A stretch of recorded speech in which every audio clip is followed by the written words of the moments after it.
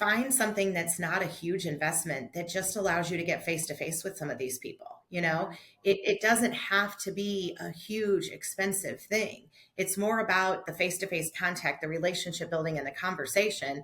The snow cone that got them to come down the street and visit with you is just a bait, right? They'll appreciate that, but what they're going to remember is that conversation.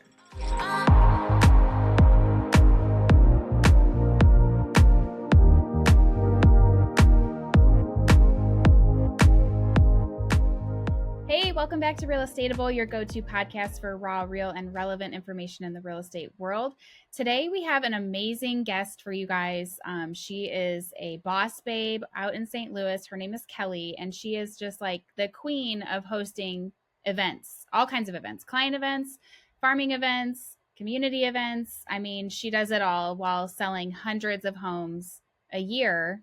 With a small team. With a small team. Yes. I feel like when talking with her, being around her, you guys are going to feel like there's no excuse. There's no excuse that you guys can't overcome. We feel like that every time that we're with her.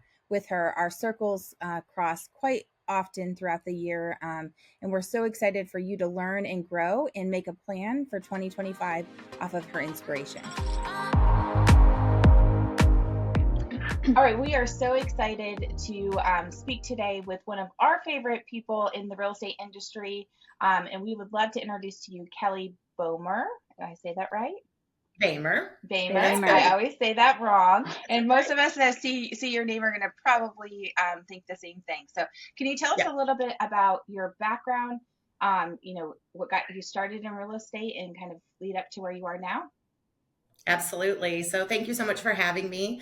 I'm Kelly Boehmer, and I am co-team leader of the Boehmer Team at Berkshire Hathaway HomeServices Select Properties in St. Louis, Missouri.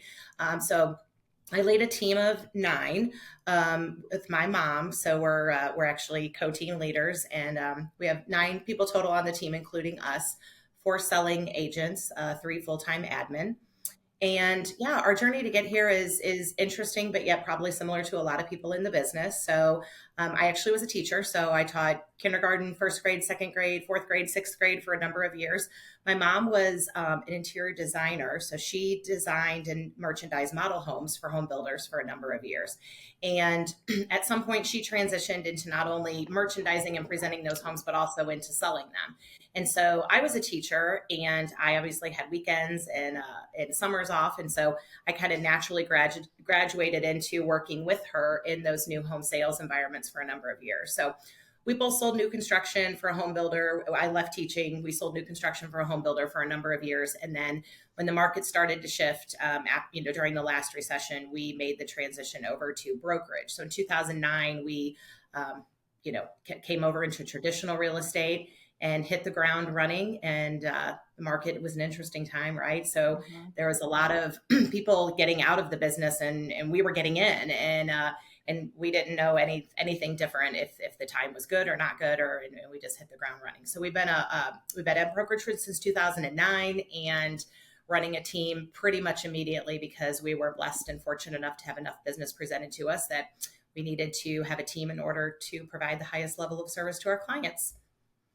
That's so cool. And I know you said that you worked in new construction with your mom. Did you ever represent a builder, or was she just kind of doing the design and staging parts?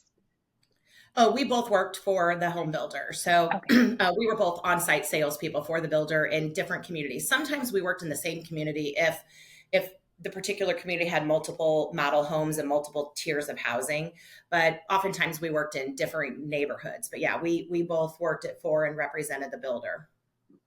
That's awesome. And so you have been doing, almost over 15 years of you running a team and really having systems in place to not be dependent on the new construction aspect of that, right? Am my numbers correct on that? Yeah. So in 2009, left new construction. Now we had formed so many great relationships in the new construction arena, many of those that are still in place today.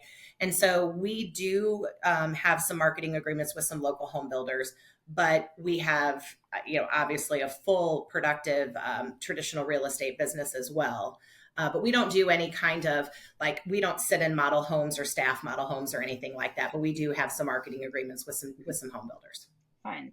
And how many sales would you say that you're going to close out this year with, or just in general, like how many houses are you guys selling per year, to put it in perspective when we're rolling into our conversation?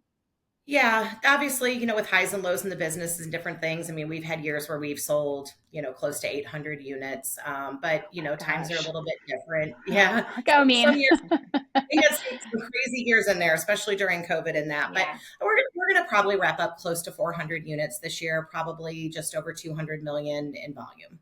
Okay, awesome. Okay. So putting into perspective, because I know a lot of people will have the thought that I don't have time. So we're kind of laying the groundwork, because when we think of someone that is doing events, client appreciation, client retention type of activities, I honestly, you come top of mind. Yes. But our circles pass each other quite a bit in the real estate industry, and we've been able to hear and learn from you over the years. And I think that you guys are doing it so well. But I also think that the excuses that you hear from agents constantly is, I don't have, well, it's time and money. But more so, I think it's a matter of prioritizing the money and prioritizing your time. So can you talk about just a little bit of groundwork, not rolling into like what next year looks like quite yet, but what would you say is kind of like your setup for events, farming, client appreciation, etc.? Like if you could give like an overview of what that looks like, Well, what would you say? how many do you do a year? Okay, Yeah, let's start there. Let's break it down a little bit. So how many client events are you doing ish a year? I would say client events specific to a targeted group of clients, probably 4 to 6. Okay. And then farming events, probably close to 12. Wow. And obviously there's a crossover, right? Because if you have a strong farm, which we do, we're very fortunate to have some really strong farm areas, then you have a crossover between those clients and those farms. And then, aside from that, I would say probably we actively participate in, meaning sponsor, donate, be an active role in probably another additional 20 events throughout the year. All of that is a huge catalyst for fueling our business. And so when it comes to your question about time, you have to make that a priority, because when you look and you research your business and you figure out where your business is coming from, I mean, it's in the writing, of what those events are bringing. We talk about that all the time, like doing things that are measurable so you know where your business is coming from, and then that teaches you how to market to those people. Like, where are you getting your business from? Okay, I'm going to market to that. So that will eliminate a lot of time and money once you figure out and do the analysis on that. And you said that is 6 agents that are doing the business that's coming from, dozens of events and things that you're sponsoring throughout the year, right? That's putting in perspective for that 6 agents and probably a couple dozen events that you can draw relationships to build on. Yeah, it's a great question. So our team structure is a little different, and it really does come into play on the event. So all the events, my mom and I, Linda and I attend all the events. Like we're at everything. So if it's in a neighborhood where we generally farm, we're at the event. Obviously, a lot of our team members won't come to set events. It kind of depends on what the event is and how much manpower in that we need. But if our team members farm a neighborhood, we're present at their events also. Okay. So we're always present. Team members, it just kind of depends on exactly what the event is. We don't ever want it to be a situation where we look like we're just trying to hoard in on a group of people, like, oh, everywhere I look, there's somebody from this team. And it's kind of can take away from, the personalization feeling if they feel like we're just all there. I feel like for me, I host like the Easter egg hunt in my neighborhood, but I also do our team like client events and community events and things. And I think you hit the nail right on the head, where it's like if you had a whole group of your team, and I specifically do that for my neighborhood. So I'm like, I want the attention on me, like, hey, come to me because I'm the realtor who's here. But I do I wouldn't mind having some of you guys there sometimes, I don't know. Yeah. And I think it just kind of depends on what the event is. Mm-hmm. And because it's about building the relationships, right? And they want to build a relationship with you. And one of the things that we hear consistently in business, and I'm sure you guys are the same way, is people say, well, my previous real estate transaction, I listed with the John Smith team, but I never saw John Smith. And we're really funny about that. So Yep. we make sure that we are present at all facets of, the transaction. Even if they're working with somebody else on our team, we have a process for staying with those people and staying in touch with them and making sure they know that you're working with us. And so I think when it comes to those events too, we don't want to give the impression that, oh, you're just going to be handed off to somebody on our team. We want people to know that we are present. We are very actively involved in this business. I think that's so important. Yeah, we are the same thing. And I think a lot of the feedback from people who have the experience that you described, there's a distinct difference, and that's also part of our UVP, talking through, you're getting us from start to finish, and then that relationship, continuing to grow through events as well. So when the number of events that we kind of went over, can you talk about the difference for you between farming and client events? I know there is a little bit of an overflow, but can you talk a little bit about what you designate one versus the other? Sure. So I think for our client events, we try to make sure we're extremely diversified in those events because obviously we have a very diverse client base. When we have a client event, we have historically always gone to every client. If there's a client event, every client is invited. Now, we are exploring for 2025 maybe some smaller, more intimate events with certain groups of clients based on geographic location or common interest or something like that. But we haven't done that to this point. To this point, if we have an event, it's open to all of our clients. So we really try to make sure that we diversify what those events are and what those opportunities are to try to appeal to a really broad audience. I mean, somebody with a young family of 4 is completely different than an empty nester, couple, and what they might want to spend their time doing. So that's a little bit more diversified, and we will also mix that up from time to time. We don't always do the same thing, right? We try to keep it a little spontaneous, a little different, because we also know that people, if you do the same thing year after year, there's probably a point in time where they're like, oh, I've already done that. Yeah. Whereas with our farming events, we're actually extremely consistent, because farming events, you really have these relationship forms with these people, and typically in a neighborhood, you get more similarities of lifestyle and that type of things. And so we become very consistent in our farming efforts, having a lot of the same events, mixing it up a little bit for the most part. Consistent events, consistent days and time frames and time of year that we do things, and consistent members of the different things that we're organizing in those. I heard you say too that you do it's like the third Friday, the second Saturday, like every year. It's like literally like clockwork, the consistency that you're referring to, that like the neighborhood will know that we're always going to have Santa event this time. We're always going to have the fall event this time. I think that's the consistency for me. That speaks to me. Yeah, for sure. Go ahead. I was just going to say, when you have the neighborhood events, everybody wants to attend and wants to be a part of that, because that's when they come together as a community. Yeah. And most of our, not most, but I would say most, of our neighborhoods are more family oriented neighborhoods. And so those are busy people, right? They have a lot on their schedules. So they're also trying to plan family vacations and that type of thing. So if they know that the block party is going to be the third Saturday of August every year, they'll plan their vacations around that. They know we're going to do something for the kids when they get off the bus on the last day of school. They know we're going to do something for the parents when they get on the bus the first day of school. They know that the last day of school before the holiday break, Santa is going to come around in the neighborhood. There's definitely just consistent elements to that. Gosh, that's so many good ideas. I'm like, how can you implement that all? Do you have, for your events, are you having any like external help, or is it all done and planned by your team, within your team? Everything is done and planned by our team. Now, I, just was at a business planning seminar yesterday where somebody said, I can't believe that you don't incorporate, a vendor and bring other people in to cover those things. And I'm not saying that I'm opposed to that. And I know a lot of people do that, and I respect that. It's just for us, it might be a control thing, but we have a certain way that we want things done. And I feel like once you start involving other people's money into your decisions, you're bringing in their opinions too, out of respect for their level of involvement. You have to do that. And I also want our relationships with different vendors and that truly to be based on the service and what we're offering to our client, and not feel an obligation because, oh, you gave money for my, block party or whatever. I don't know. We've just always kind of kept that separate. I know a lot of people don't do it that way, and I totally respect that. It's just never been an avenue that we've gone. Well, when you're talking about that, would you say, I mean, and you're doing this probably on one of the most grand scales that any of our listeners or really anyone across the country is doing this. So, but would you say even when you were, smaller amount of events, smaller amount, when you're budgeting, what are we talking about with numbers as far as this goes? Is this like tens of thousands of dollars? Is this like over $100,000 budget for you guys?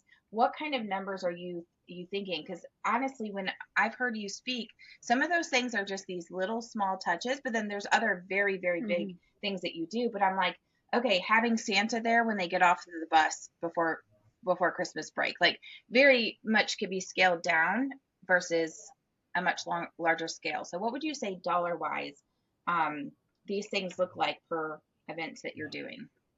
Yeah. So consistently for, I would say, farming events as well as client events, most everything we do generally has a budget of less than $1,000 for the entire event. Now, the holiday party for our clients, which is, always attended by over 500 people. It's a full meal. It's a whole thing. I mean, we definitely operate with about a $20,000 budget for that event. But outside of that one particular event, we have a block party in our largest farm neighborhood. We have about a $10,000 budget for that. But outside of that, nearly everything we do is $1,000 or less. Yeah. How many neighborhoods are you guys farming? Like how many different neighborhoods do you host the farming events in? So we have two neighborhoods that we host a minimum of 6 events a year. And these two neighborhoods are tried and true for us. It's where I live and where my mom lives. So our neighborhoods that we live in, and I used to live in her neighborhood. So there's that too. But those two neighborhoods, we do a lot, at least 6 events a year in each location. We have 2 areas where people on my team live that we do some events. Theirs are a little bit interesting because there's a lot of competition in those neighborhoods. They have other realtors who live in that neighborhood who also do some things here and there. So we're always respectful of that, right? There's enough business out there for all of us. But we're also, when we plan things and do things, we're also navigating around things that maybe some other realtors have planned. Whereas I have 5 realtors that live in my neighborhood. None of them are going to try to do anything else. I mean, they don't even. I don't blame them. They don't even try. They don't even. And they come to my stuff, I love that. Yeah, my neighborhood, I feel like has a lot of agents in it, which makes it hard to farm. And it's also a pretty large neighborhood. So sometimes like budget always comes to mind because I'm like, do I want to spend X amount of dollars on postcards? Should I be doing a pop by to everybody or, stuff like that where it's almost a little discouraging when you don't know your place kind of in the farmingness of your neighborhood. Well, I was going to ask too for you when you first started. I mean, obviously you've grown to where you are now. So like someone that's starting and kind of feels like, I don't know, I'm one of the 6 agents. When you started, was it with the velocity that you're at now, or did you do like 1 to 2 but consistently? And then as they saw your consistency, added 4 to 5, then 6 to 8. Like was it always just all in, just where you're at now, but with more success seen over time? Absolutely not. We definitely started out slower. Okay. And that's not only a financial decision, but that's also a decision because you're getting to know the people. You're getting to know the types of things that they're going to be interested in doing. You're going to get to know and kind of gauge what your activity level and participation is going to be. And you're going to get feedback and that type of thing from those. So everything that we do and all of our different farm and client events have kind of built up gradually over time. Yeah, I feel like you can always expand on every event each year. We open a note like every event we do, and we're like, okay, next year we can do XYZ to make this better. We totally forgot we needed 3 pairs of scissors. We need to put that in the bin next time. So there's always room for improvement. And I also feel like just talking to the clients and seeing, hey, what did you think of the event? How it was so great to see you. And then that turns into a follow-up and then just kind of creates the excitement for the next thing. Yeah. 100%. Completely agree with you. And, yesterday we had our company at a business planning seminar, and there were some newer agents in one of my groups where we were talking about this type of thing. And one of the things that I said is, find something that's not a huge investment that just allows you to get face to face with some of these people. You know, it doesn't have to be a huge, expensive thing. It's more about the face-to-face contact, the relationship building, and the conversation. The snow cone that got them to come down the street and visit with you is just a bait, right? They'll appreciate that, but what they're going to remember is that conversation. Yeah. Yep. That's why I think it's super important for you to, like you said, being at everything, having that hands-on approach for that as well. So one of the things I feel like you're famous for is your pizzas at Halloween. And I want to talk about that because we're in that season right now. So can you talk about pizzas at Halloween? Because every time I think about this, and I think it may be because we still have young kids that, but I'm like, she's insane. Kelly is insane. This is crazy, but it's a genius idea. So can you talk about that? Because as people are starting to plan for this following year, that's something they could be implementing easily. Absolutely. So it's definitely a lot of work, but it works out great. So the idea really stemmed from when I sold new construction and I worked in model home. One year it was like, you know what, this is such a great neighborhood and there's so many families, and I thought, oh, I'm going to open up the model home and hand out candy to the trick-or-treaters. Well, then the next year, as more people moved into the neighborhood, I'm like, you know what would be really cool would be to have hot dogs. So we got a grill. One of the other workers is like, I'll grill hot dogs, and we served hot dogs. And like so many families appreciated that, right? Because they were trying to get home and get the costumes on the kids and get out. And they were like, this was so great. We didn't have to have dinner. So that's where kind of my idea stemmed from, was just like that feedback of not having to do dinner. So that's essentially what it is. So in our largest farm neighborhood, it's 253 homes and it's primarily families. We offer pizza delivery on Halloween night, and we deliver it. They always think Papa John's is going to show up at their house. It's not. It's us. Now they know. Now they know. But the first year when we were standing at their door with pizza, they were like, "Oh, okay." So we start with a door drop. I think I even sent you a video of this year's. We'll share that. So we start with a door drop, usually the first or second week in October, and it has some like Halloween goodies or whatever, but inside of it always is a flyer for pizzas for Halloween with a QR code. You scan the QR code, it goes to our website where I have a Google form, and you basically order your pizza for Halloween. It's pretty simple. In order to get the best deal with Papa John's, and they've always been pretty good to us, we offer cheese, pepperoni, and sausage. We offer 2 pizzas per household. So they go on and they put in their name, address, email address, and then they say, my first pizza, I want sausage. My second pizza, I want pepperoni or whatever. And then they pick the time slot they want it delivered. And we offer 2 time slots, 4 to 5, 5 to 6. And so we just hustle. So if for the 4 to 5 time slot, we're at Papa John's at 3:45. We load up the car. They have all the pizzas ready. They're all labeled. We have custom labels. We take Papa John's before and they put them on the top of all the boxes. So that they say Happy Halloween from the Boehmer Team, and it's got a cute little thing on it. And we put them in the car. Yeah, we put them in the car. We load up. We have a map. We work today on routing out deliveries for next week. So we route it out. We have a driver who's, we have somebody in the passenger seat who reads, says we're going to 123 Main Street. They're getting a sausage and pepperoni. We pull up, a person pulls up, jump out of the car, and we disperse, ring the doorbell, Happy Halloween, go to the next one. So how many pizzas do you think you deliver on average? We're capped at 200. Oh, okay. So we can do 100 an hour. So, and when we do the door drops, I always tell people in advance on the Facebook page, Halloween door drops will happen on Friday. This will contain your QR code for an order form. Supplies are limited. Yeah. So we were booked by Sunday night when we delivered on Friday. We had the 200 pizzas booked out. Wow. Now, what is really interesting too is a lot of the families, like in a cul-de-sac, they'll all get together and they'll say like, okay, I'm going to order pepperonis and you're going to order sausages or whatever. And they kind of collaborate with the neighbors. What a cool way we always talk about our pillars being connecting clients with community. And it's such a cool way. Like, I feel like the connections and the things that you're doing, the ideas that you have are so creative and not like just a cookie cutter, like just coming. I don't know, like everything that you do seems so creative. Well, creative, but it's working. Yeah. Like, I think that's like, we've done so many different things where we're like, well, let's try this or let's do this. And then it's like a total flop. But like, I just feel like hearing you speak, I'm like, man, I just want to host an event now. Like and I'm not even an event hoster. I'm like the show up with the Venmo money kind of gal. Like, Well, and I think the consistency part of that is, like I definitely think we've seen growth from this whole big picture. We've seen growth over the years of us consistently, not necessarily doing the same thing, but consistently having something January, February timeframe, consistently having something in the summer, consistently, even to the point where we are just getting over a building move. We're moving into a new office building. And so we opted out of doing trunk or treat this year. And I've had more people, I feel like I have more follow up this year that we're not doing this event. Because they're like, wait a minute, where are we trick or treating with our kids? What's happening?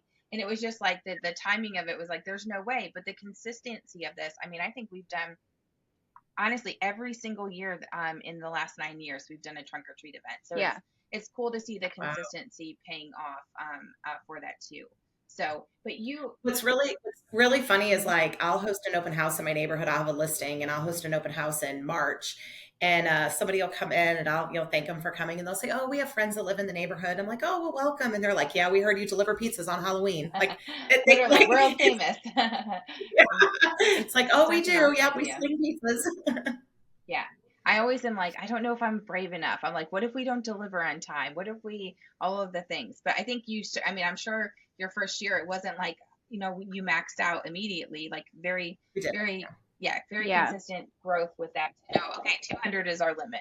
Like that's what. Well, one of the things that we've learned is like on the flyer we put, when you fill out your order form, if you do not receive an email confirmation, your order was not received. Because of course, that one year there's like, oh, I ordered, and I'll be honest with you, I order 10 extra every year. I have 10 extra in my car for the person who messaged me and said, we didn't get our pizzas, as the years go on and the process refines itself, we have fewer and fewer of those things that happen.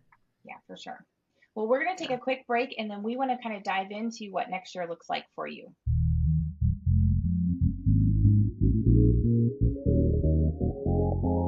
Are you looking for ways to become more efficient and save time in your day as a real estate agent?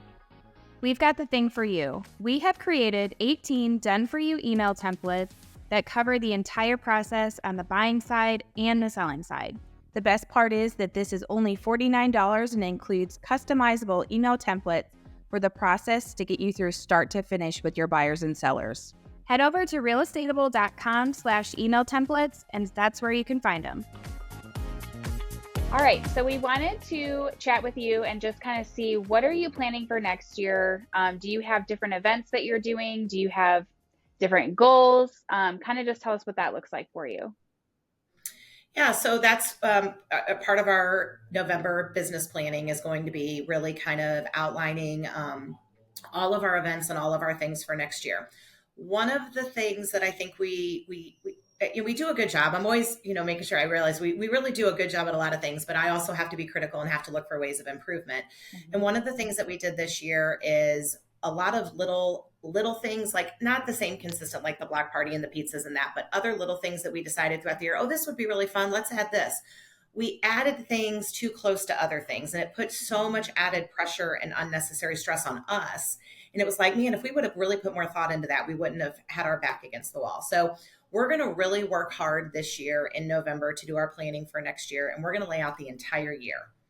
And we're going to be committed to those dates instead of saying, yeah, we're going to do that about mid-October or whatever. We're going to put a date, and we're going to really hold ourselves more accountable to that for balance of our own personal, commitments and that type of thing.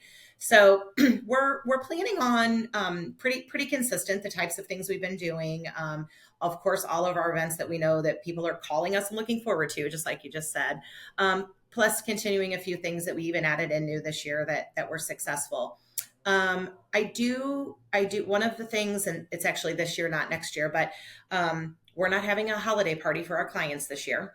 They don't know that yet. It hasn't gone out, but we don't do the same thing all the time. We have a couple of consistent different activities that we do that are successful, but we reflected on during COVID when we couldn't have a holiday party. And we instead did a lot of we're very charitable throughout the year, but we did a big charitable push. And we were looking back and thinking about all the positive feedback that we got on that. And we thought with the economy, what it is this year, and it kind of being a different time for a lot of people, this was maybe the year to switch back to doing something for charity. So we're actually going to launch in 2 weeks what our holiday event is going to be, and it's going to be a more charitable type of thing. So we're really looking forward to that. So that's like a change we're shifting, pivoting, and doing that for the end of this year. But then I think next year we're going to stick with some of our consistent things. But one of the other things that we've decided to do is work a charitable event into our farms. So we are working for a spring charitable event and a fall charitable event involving our farm communities. And so how I'm kind of starting that is having conversations, like my neighborhood has a book club. And so I've already brought it up at the book club. Like, can I get some ideas of some charities that you think we could, as a community, try to support? And I'm going to spearhead a couple charitable things within the community. And that's what we're really excited about working into next year's plans.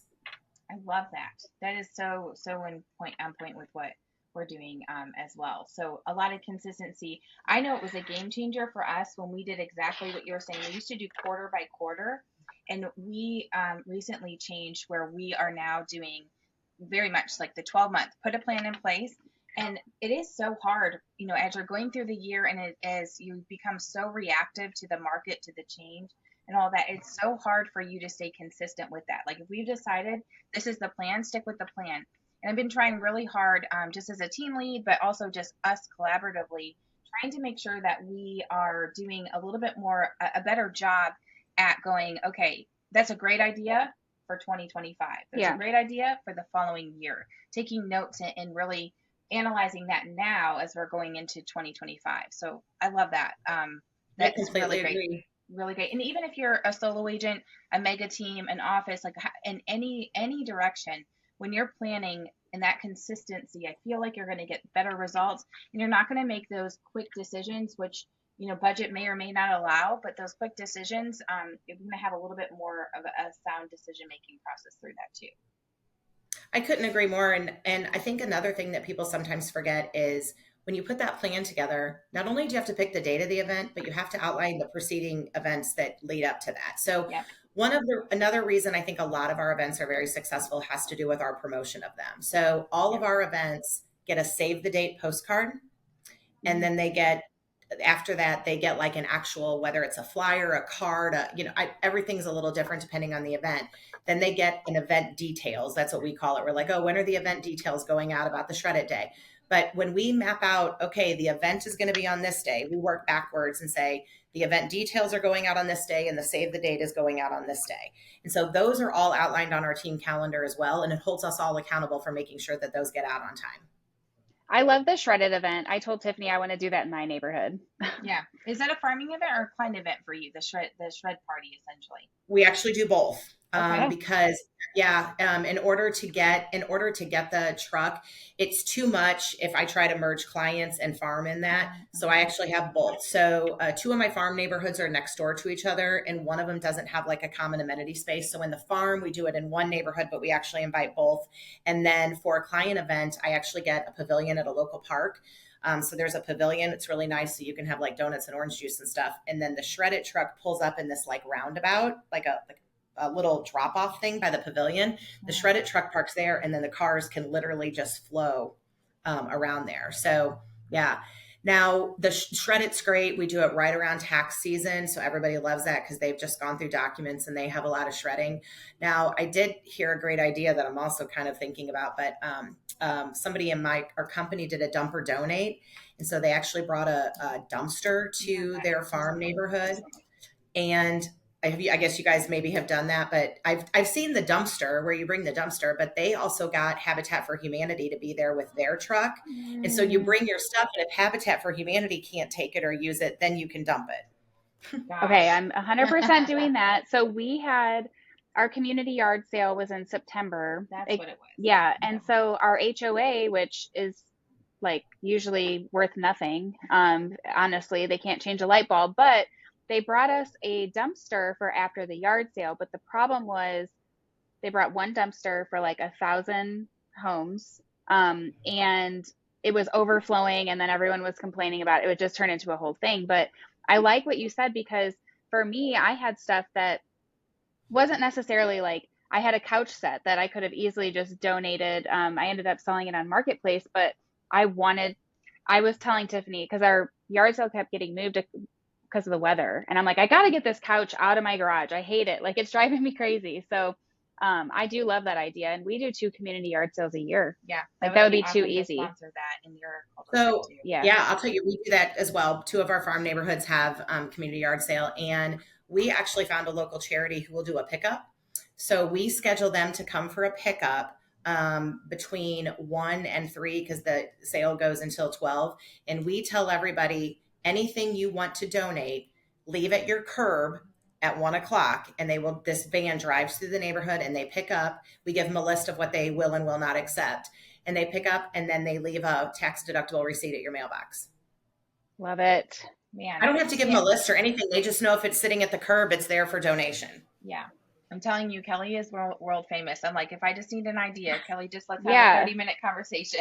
We're about to be blowing you up. What should we do for our neighborhood this month? No, really great. So you talked about your save the date event details. Is that the only point of contact besides the event that you're making?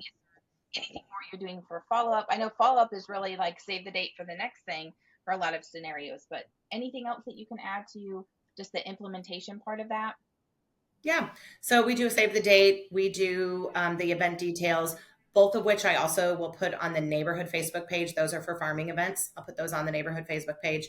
And then you have the event or whatever. And then we have custom made thank you postcards that go out following all of our events. They're all handwritten. Make a list of, everybody who came. We always have some kind of like giveaway or something there to collect names of people who were there so you don't forget anybody. The other thing is I always take pictures. So I take pictures and then I can also remember who was there. But then we have a specialized postcard that goes out thanking them for participating and coming to the event. So those usually go out right after the event. Are you paying a company to do the handwriting? Or are you guys? Nope, we do it all ourselves. Oh, okay. Yep. The other thing is I know recently we've been kind of shifting like what services we pay for, like Eventbrite recently started charging for different things that they didn't before.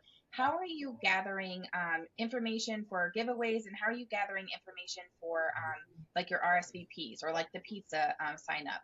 What kind of systems are you using? I think that'd be important for really anything that we're as agents are creating for events. Yeah, anything we need an RSVP for, which is really very little. I mean, to be honest, the pizzas, obviously. And then if we do a big client holiday party, we obviously have to have an RSVP for that if you're serving food. I use a basic Google form, usually with a link to our website. That way, when we send out the information, we can have the link on our website, plus we can have a QR code that they can scan to RSVP. And then I just do a basic Google form, export the sheet, and that spreadsheet becomes our RSVP list. As far as, giveaways, it just, we'll do like a little enter to win, your name and phone number and email or something like that, or an address, kind of depends on, and then we'll enter to win. And then we have all the little slips with those, but we don't do a lot that you have to RSVP for. But when we do, I just use a Google form. That's awesome. Easy. Awesome. And any reminders that go out, is that like being emailed through like a CRM or anything like that? Or you find save the date and event details is enough to get your show up? Because I know we struggle sometimes with like, oh, they totally were committed to come, but then when it rolled down to it and we did follow up when they didn't come, we forgot about it. Is there anything that you're doing to help kind of bridge the gap between save the date, event details, and the actual day of the events? We fortunately have not really had to worry about that. So no, to answer your question, we really haven't. With the pizzas and with the RSVP, anything on a Google form, like I said, we always tell them if you don't get an email confirmation, your order hasn't been received. We haven't had to do much beyond that and haven't really had a problem with people not showing up. But I think it's because most of our events don't require an RSVP.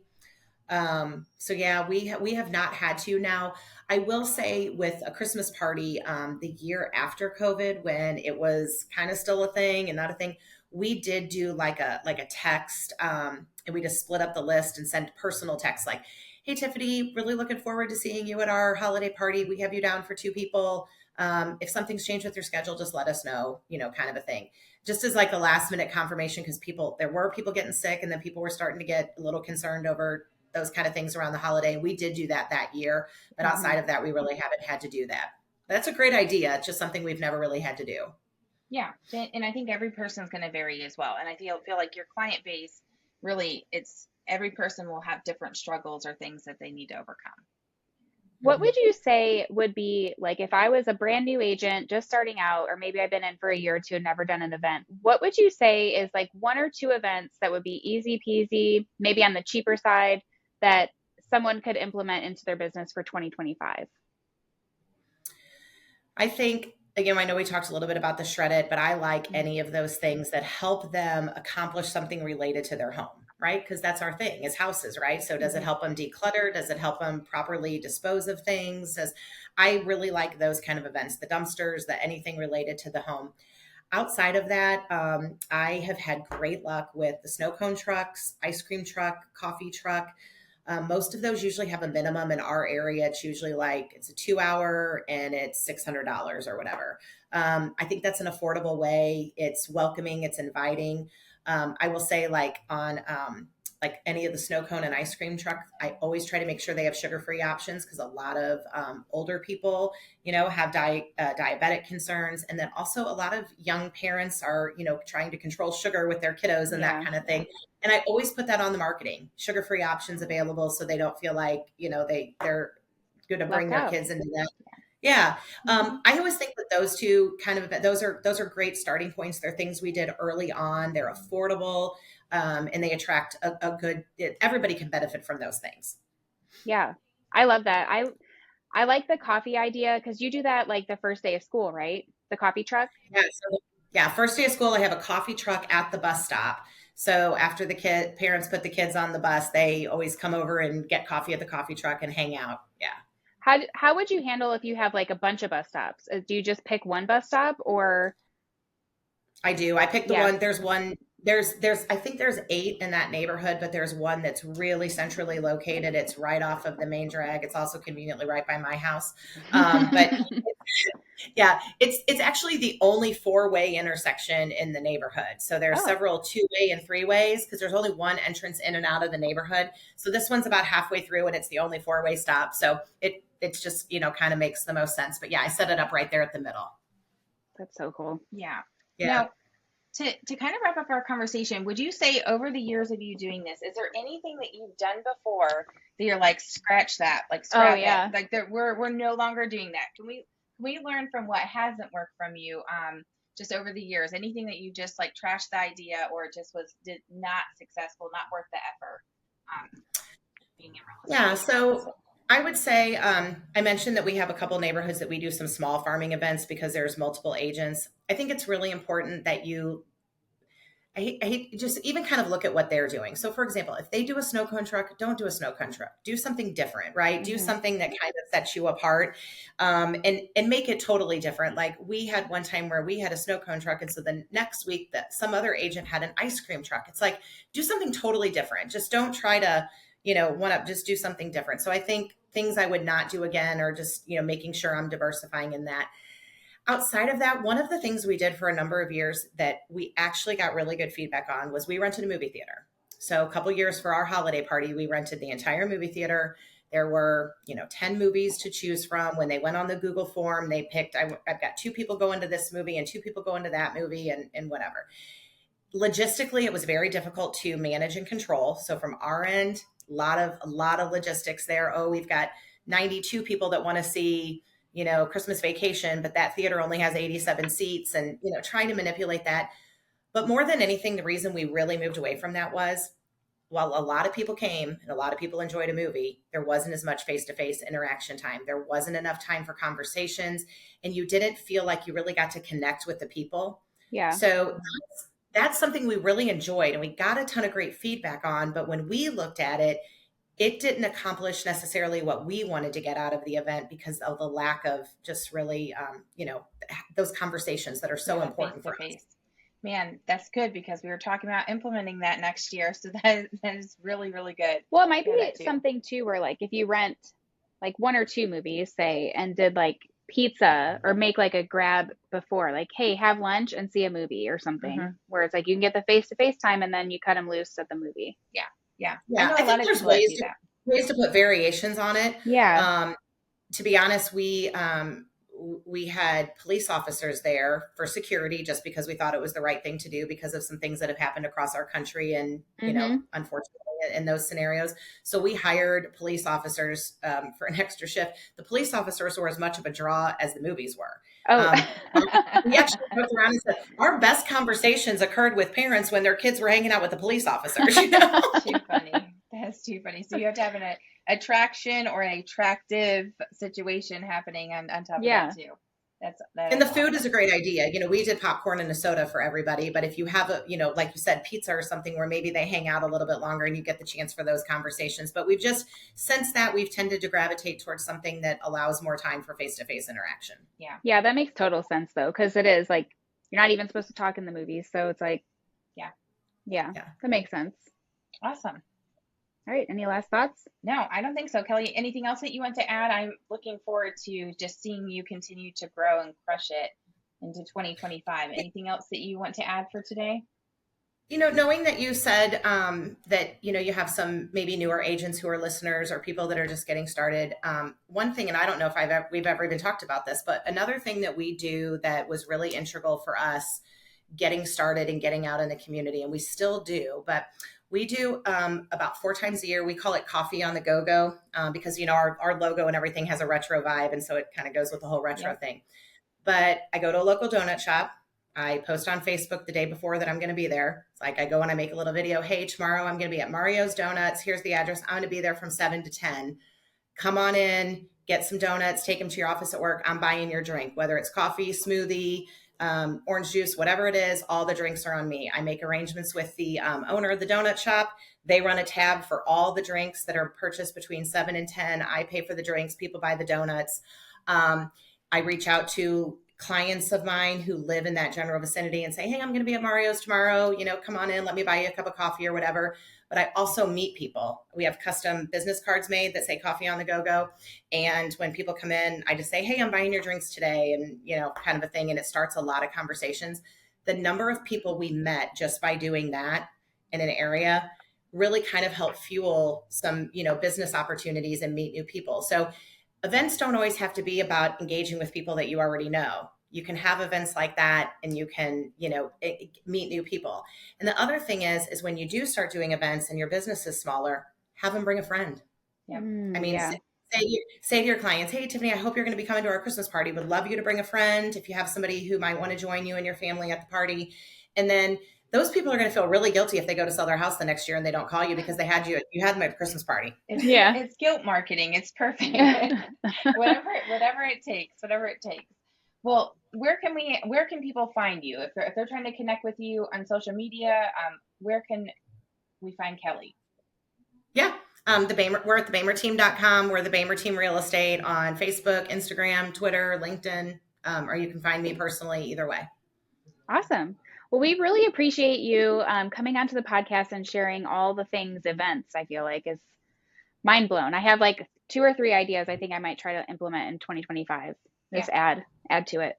Absolutely. Awesome. Well, I really appreciate the opportunity to be a part of it. It's such an honor. And I always love seeing you guys and look forward to seeing you next year, I'm sure.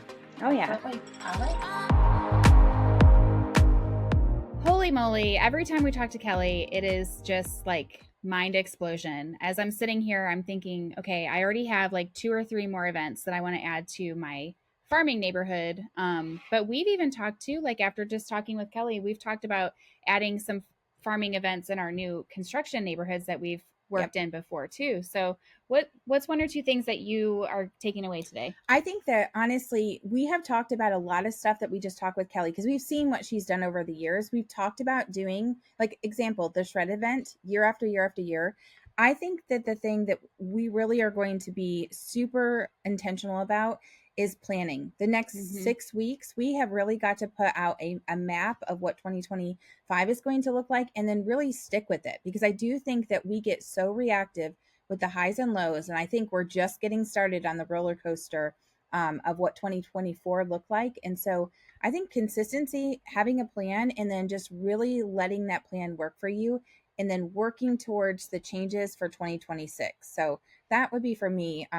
But really, the stuff that we said we're going to do, like now's the time. Well, and I also think like the planning portion is so important, obviously, but Kelly sends out the save the date so early. So you have the save the date, then you have the event details, then you have the actual event, and there might be like some calling and texting in between those two things too. So she's hitting them and giving them plenty of time to put it on their calendar and not have to like move things around or cancel or whatever it is. They'll be able to attend because they know that the event is coming, and she does it the same times every year. So her people know, like clockwork, this is happening in December. This is happening in the spring. So I think that that's just so important. Even just like a calendar of look ahead. Like Yes. once things are confirmed, it doesn't have to be, we usually do like the save the date in our newsletter a month out, but like really what if you did like the first 2 quarters, like if the first 6 months were mapped out. So I think that that is super great. I know our admin team, if they're like, oh wait, we have calendar pivots that we have to be hitting and all of that, they're going to be so excited as well. So I know. I think I'm going to try to implement the shred event. And then I also really liked her coffee truck on the first day of school. I think that that's really cool. I'm not sure how I could implement that in my neighborhood because it is so big and multiple bus stops and all the things. But I don't know. I'll figure it out. Yeah. That's what planning's for. So many things to think about. But if you have any really great ideas that have worked just super seamlessly for you, cost-effective ways, we'd love to hear about what those are. Send us a message because we can all learn and grow together in this big idea of events. Yeah. All right. If you found this helpful, make sure you give it a 5-star review and share it with a friend. You can find us everywhere on social at Real Estateable, and we will see you next time.